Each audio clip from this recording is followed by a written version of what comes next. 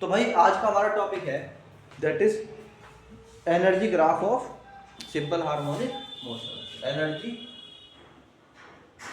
Graph of simple harmonic motion. Simple harmonic motion में graph कैसा होता है, इसी में एक नीट का क्वेश्चन भी आएगा इसी टॉपिक के अंदर, और तो पता जाएगा पूछते कहां से हैं। सबसे पहले हमने एक स्प्रिंग लिया और उसकी 3 पोजीशन को दिखाया। पहली पोजीशन जो नॉर्मल पोजीशन है उसकी, ठीक, एक स्प्रिंग हॉरिजॉन्टली रखा स्मूथ सरफेस पे, एक ब्लॉक बांध दिया उसमें राइट हैंड में, मास है ना उस ब्लॉक का, और इधर की तरफ हमने इसको टाई कर दिया किससे, वॉल से। सेकेंडली हमने एक और कंडीशन दिखाई इसकी, हमने क्या करा, इसको स्ट्रेच कर दिया। क्या कर दिया बच्चों, इसको स्ट्रेच कर दिया। कितने डिस्टेंस में, एक्स डिस्टेंस में। और हमने इसको छोड़ा तो ये कहाँ तक गया, फिर कंप्रेस कर दिया इसने स्प्रिंग को, ये कंप्रेशन में कहाँ तक गया, एक्स तक ही गया। जो इसकी मीन पोजीशन है वो ये लाइन शो कर रही है, this line is showing the mean position. क्या बता रहे हैं हम इसको, ये क्या है, मीन पोजीशन। समझ में आया कि नहीं आया? जब ये ऑस्किलेशन कंप्लीट मतलब चल रहे हैं, कंटिन्यूअस है ना, तो जल्दी जल्दी करके लिख देते हैं। Let there is a spring whose one end, अच्छा, स्प्रिंग कैप हॉरिजॉन्टली, भाई हैंड टू हैंड याद कर दो उसको, kept horizontally, kept horizontally, horizontally on a smooth surface. कहाँ रखा हुआ है, स्मूथ, या जल्दी बोल लो भाई, surface. One end of spring, एक एंड कहाँ है, ऑफ स्प्रिंग टाइड है, टाइड किसको, with wall, with wall, and other जो है वो क्या है, and other is tied to block of mass M. ठीक, वंस इट इज, एक बार इसको हमने क्या करा, once it is stretched by displacement कितना, x एंड रिलीज्ड, और फिर क्या कर दिया हमने, इसको छोड़ दिया। भाई एक बार खींच कर छोड़ दिया। नाउ इट इज क्या हो रहा है, नाउ इट इज ऑस्किलेटिंग। अब ये क्या करने लगा, oscillating in simple harmonic motion. ठीक, तो हमारे पास 3 पोजीशंस हैं। एक है central position that is called A, एक है इधर वाली position that is called B, और एक है इधर वाली position that is called C. तो हम कहेंगे जब वो मीन पोजीशन पे होता है, यहाँ पर मीन पर, तो उसकी वेलोसिटी कितनी होती है, मैक्सिमम। क्या होती है उसकी वेलोसिटी उस टाइम पर, बोलो बोलो, सेंटर पे क्या होती है, मीन पोजीशन पे मैक्स होगी, और दोनों कोने पे क्या होगी उसकी वेलोसिटी, जीरो। यार बोलो भाई, क्योंकि कोने पे जाके क्या हो जाता है, कोई भी ऑब्जेक्ट जीरो पे आ जाता है, तो एंड पॉइंट्स पे कितनी होगी, 0 0। सेंटर पोजीशन पे क्या होगी, मैक्स।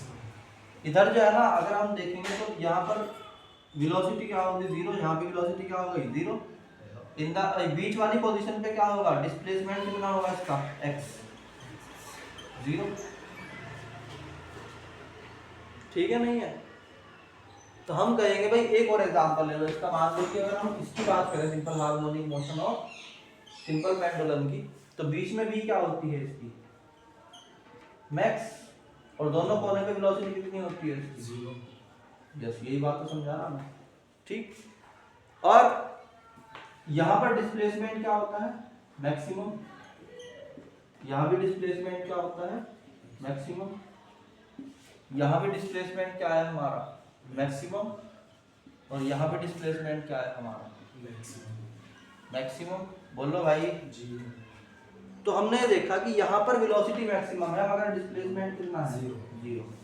यहाँ वेलोसिटी 0 है मगर डिस्प्लेसमेंट कितना है, मैक्सिमम। नहीं आ रही क्या बात? अब सुनो, काइनेटिक एनर्जी ऑफ स्प्रिंग का फार्मूला क्या होता है, 1/2 kx 1/2 mv, याद करो उसको। और पोटेंशियल एनर्जी ऑफ स्प्रिंग का फार्मूला होता है 1/2kx²। ये दो फार्मूले हैं, फटाफट याद करो, फटाफट, बहुत तेजी के साथ, बहुत तेजी के साथ याद करो इन दोनों फार्मूला।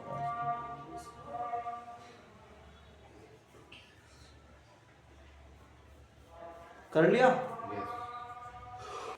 तो अब हम बोलते हैं कि अगर हम ग्राफ बनाए तो ग्राफ में एक बात बहुत ध्यान से समझ, देखो यार, अगर तुमने ग्राफ समझ लिया ना, समझ लो तुम्हारा काम हो गया। ये है तुम्हारी, जो है इधर की तरफ क्या है तुम्हारी एनर्जी, बोलो, और इधर क्या है टाइम। ठीक, अभी तुम 0 पे थे, मान लो, स्टार्टिंग यहां से मान लेते हैं कि यहाँ t बराबर कितना है 0। तो जब तुम मीन पोजीशन पे हो तो मीन पोजीशन में क्या होता है, सिर्फ वेलोसिटी होती है, डिस्प्लेसमेंट कितना होता है 0। तो हम ये कहेंगे कि मीन पोजीशन पे, तुमने डायग्राम बनाई लोगे, यहाँ समझ लो कि मैं टेबल बना रहा पहले, फिर ग्राफ आगे बनाएंगे।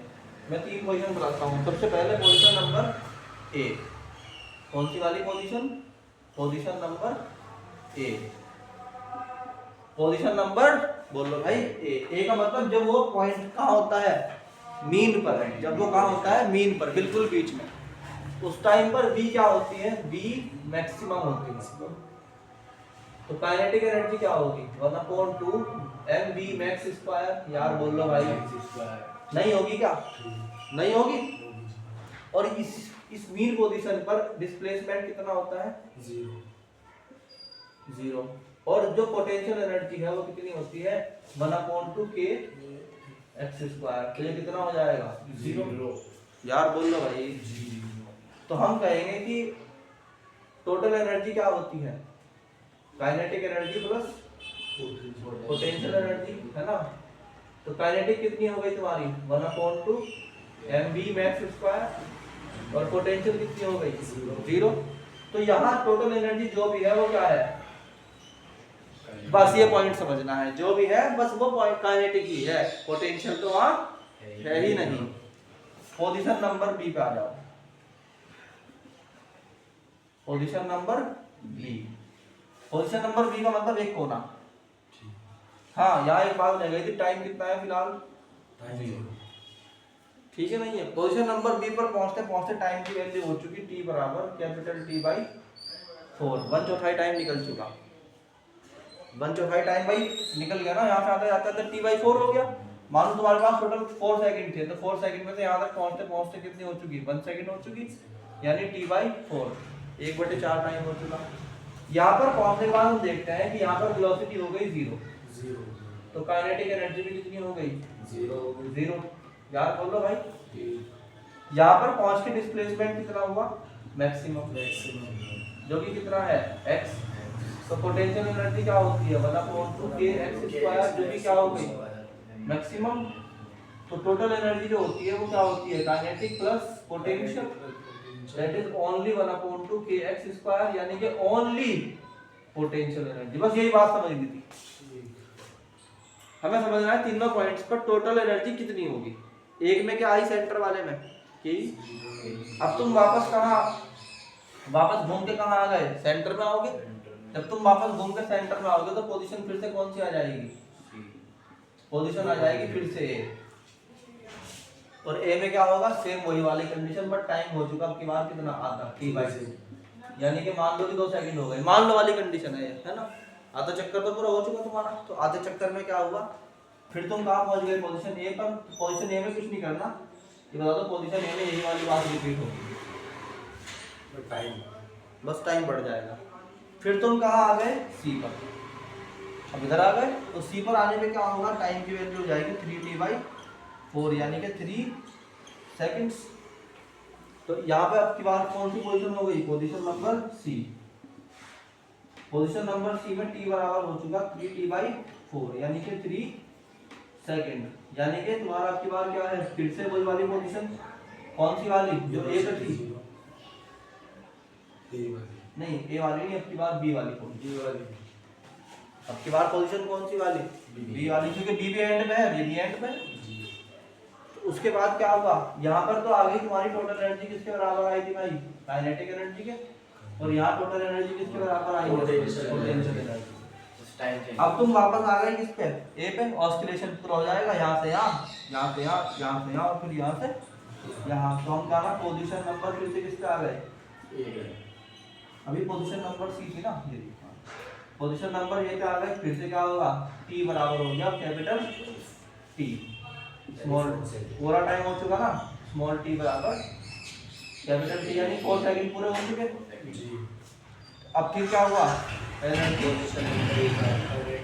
फिर कहाँ पहुंच गए तुम बताओ जल्दी से। ए पर आने के बाद फिर ए वाले में आ गए, एक किलो समझ में आ गया, जल्दी लो इसका, जल्दी लो भाई इसका, फिर ले लो।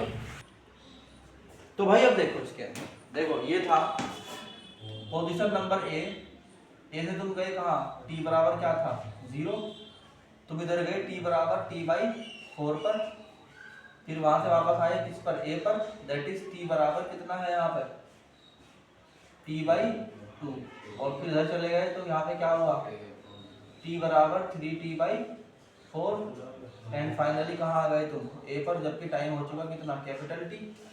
बोलो ये यहाँ पर क्या, यहाँ टोटल एनर्जी कितनी थी तुम्हारी, काइनेटिक एनर्जी, यहाँ टोटल एनर्जी कितनी थी, पोटेंशियल, यहाँ अगेन टोटल एनर्जी कितनी है तुम्हारी, काइनेटिक, यहाँ अगेन टोटल एनर्जी कितनी है, capital T, total energy, total energy T कितनी है, ये टी है, टी काइनेटिक, यहाँ टोटल एनर्जी कितनी है,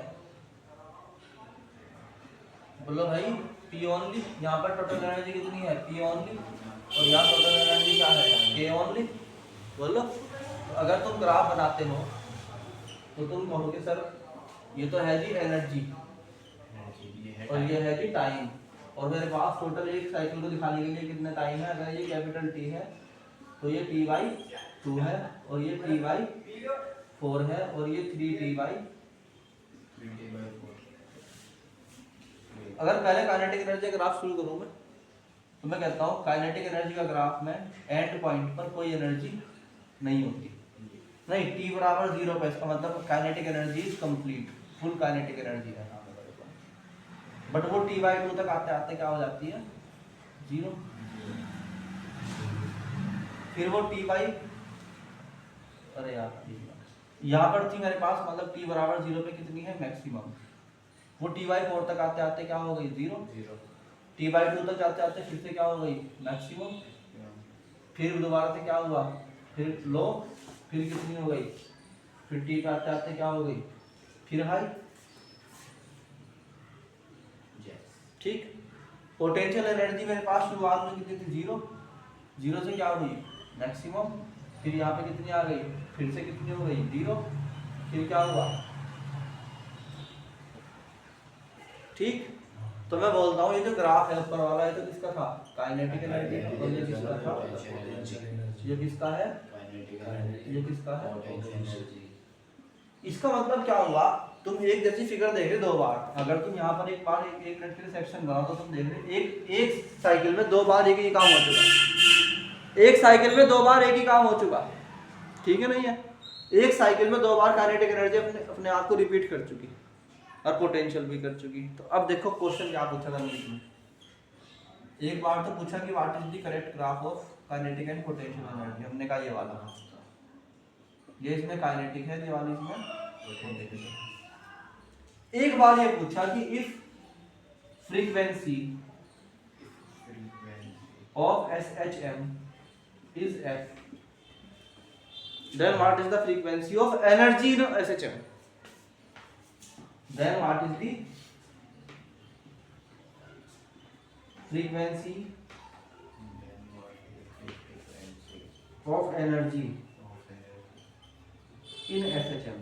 उसने पूछा एक बार कि अगर F है SHM की फ्रीक्वेंसी, मतलब एक सेकंड में कितनी बार होगा, तो हमने कहा एक सेकंड में अगर ये 10 बार होता है साइकिल तो 10 बार, मतलब एक यहाँ से यहाँ तक होगा ना, तो काइनेटिक एनर्जी और पोटेंशियल एनर्जी 2 बार करती है एक साइकिल में अपने आप को रिपीट, इसकी मतलब इसकी कितनी हो गई 2f। नहीं आई बात समझ में, ऐसे ही पूछ सकते हो कि अगर फ्रीक्वेंसी जो है वो 10 है तो एनर्जी कितनी होगी बता दो 20, क्योंकि अगर एसएचएम में एक साइकिल पूरा हो रहा तो देखो ये ले लो फोटो पहले इसका, एक ग्राफ समझा दूंगा बस, जो थोड़ी बहुत क्वेरी होगी ना माइंड वो पूरी हो जाएगी इस ग्राफ में। जल्दी जल्दी करो इसको। देखो बहुत सीधी समझो। मैंने क्या कहा, मैं क्या कहना चाह रहा हूँ कि एक साइकिल में अगर एक एसएचएम एक बार होती है तो उसके अगेंस्ट में काइनेटिक और पोटेंशियल एनर्जी 2 बार बदलती है। इसी को देखो तुम एक बार जरा ध्यान से, ये तुम्हारा ग्राफ है ये वाला, है ना।